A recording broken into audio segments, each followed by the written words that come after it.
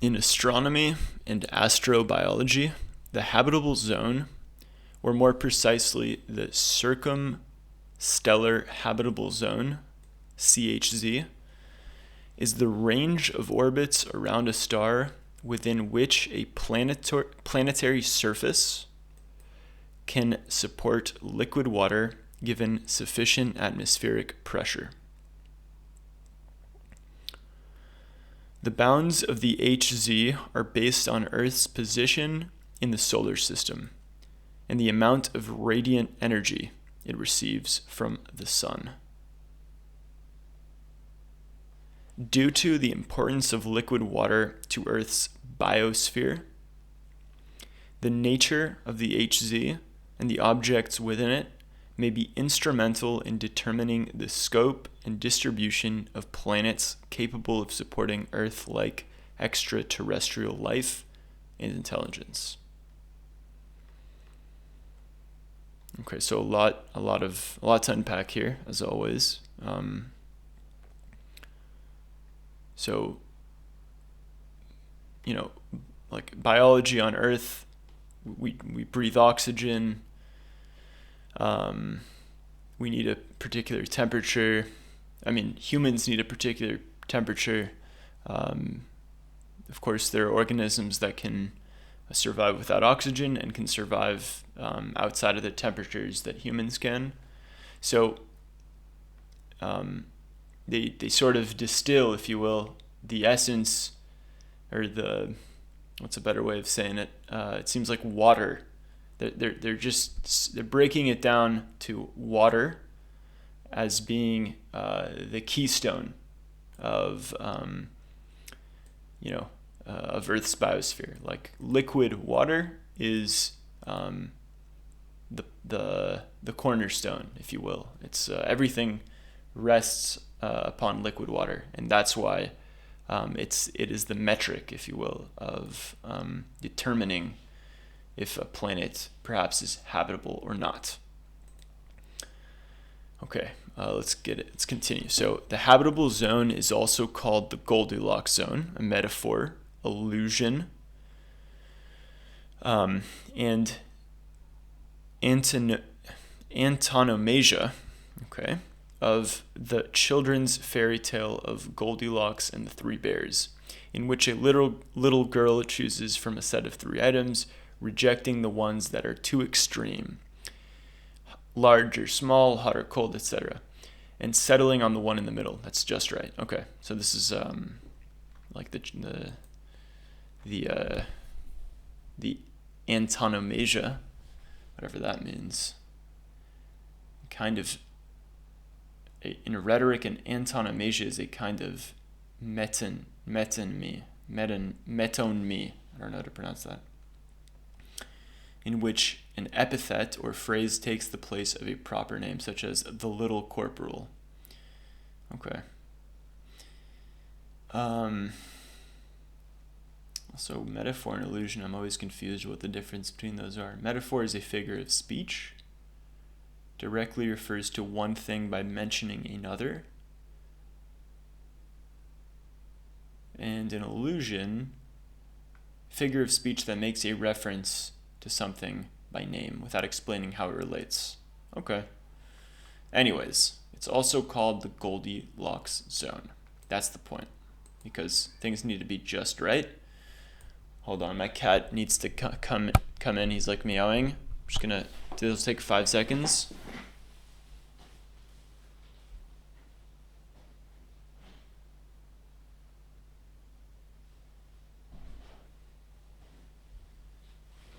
I'm back. Sorry about that.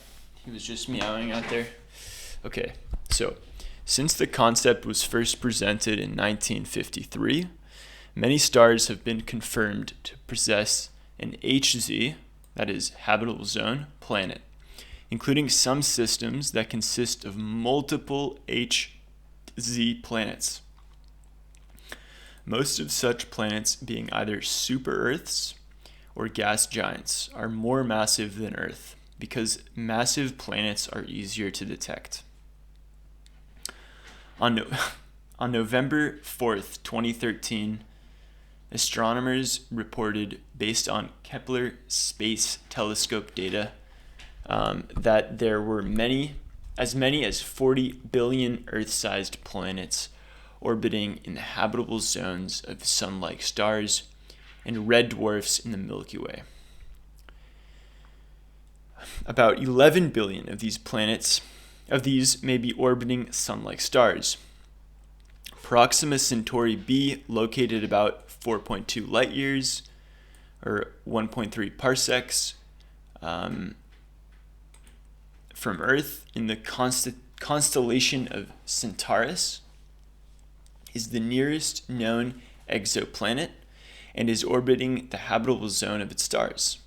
The HZ is also of particular interest in the emerging field of habitability of natural satellites, because planetary mass moons in the HZ might outnumber planets. Okay.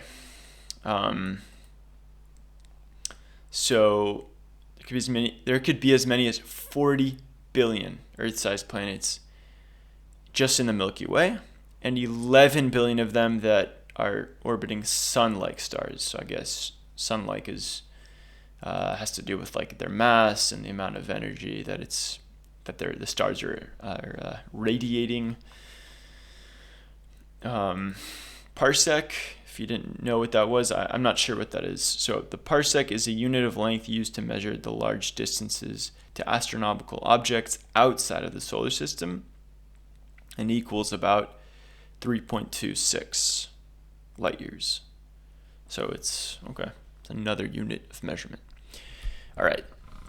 In subsequent decades, the HZ concept began to be challenged as a primary criterion for life. There it is, criterion. So the concept is still evolving. Since the discovery of evidence for extraterrestrial liquid water, substantial quantities of it are now thought to occur outside the circumstellar habitable zone. The concept of deep biospheres, like Earth's that exist independent of stellar energy, are now generally accepted in astrobiology, given the large amount of liquid water known to exist in lithospheres and asthenospheres of the solar system. Okay. Not sure what these are. I don't know what a lithosphere is. Is the rigid outermost rocky shell of a terrestrial planet. Okay, so ours is the crust. And so, got it. An asthenosphere. Okay, so it's what's underneath the crust. Maybe, I hope I'm getting this right. Lithosphere is the crust. Asthenosphere is like what's kind of underneath it.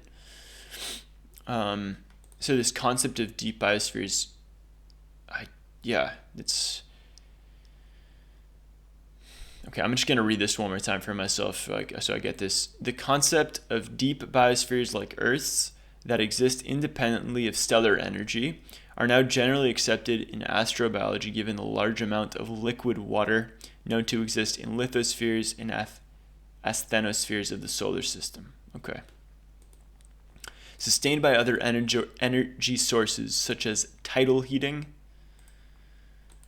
radioactive decay, or pressurized by non-atmospheric means, liquid water may be found on rogue planets or their moons. Liquid water can also exist at a wider range of temperatures and pressures as a solution.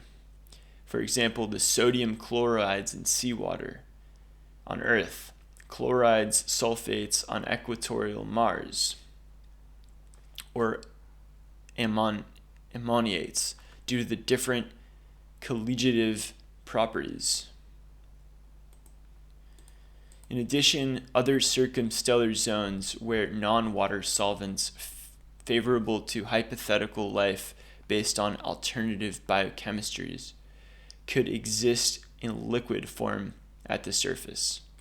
Okay, folks, I'm having a hard time because there's a lot of stuff that I need to research. But there you have it. This is like the intro of habitable zones, like just the tip of the iceberg and like the first paragraph of this long Wikipedia. A very cool diagram showing the habitable zone boundaries around stars and how the boundaries are affected by star type. This plot includes solar system planets as well as significant exoplanets. Okay, so Earth, Mars, Venus. Okay, I'm not really sure like which one is the sun because there's a lot. I'm assuming it's this one, but I have no idea.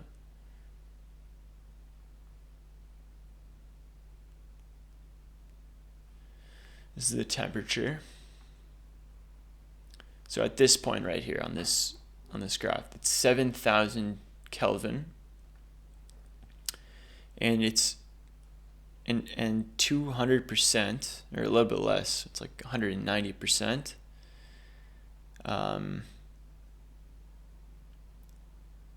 Of starlight on planet relative to on Earth. So something on this line right here would be getting double the amount of sunlight that we have on Earth. And then something like this, I don't know exactly where the line, yeah, I'm assuming it's here. That would probably be the 1. Yeah, so 1 is Earth. So this just has Earth's, has exactly the amount of sunlight that we have. Anyways, this is a cool graph. And what else do we have here? More graphs depicting pressure, temperature, and pressure, of course. Showing the different phases of water. Yeah, of water. I don't know, somewhere here there's got to be like the triple point that can sustain all 3 phases. Anyways, more. Okay, there's a lot more here in this. I'm just scratching the surface of this, of course. Natural shielding against space weather. Right, our magnetosphere protects us from radiation and allows the atmosphere to stay intact, which is important. I think that's something that is a problem with like terraforming Mars, because the Mars has a cold, if you will, like mantle and core, so they lack like the molten iron that creates our magnetosphere. I could be wrong about that. That's just speaking from memory. I don't remember. Anyways, that's it for this one. We'll see you guys on the next one.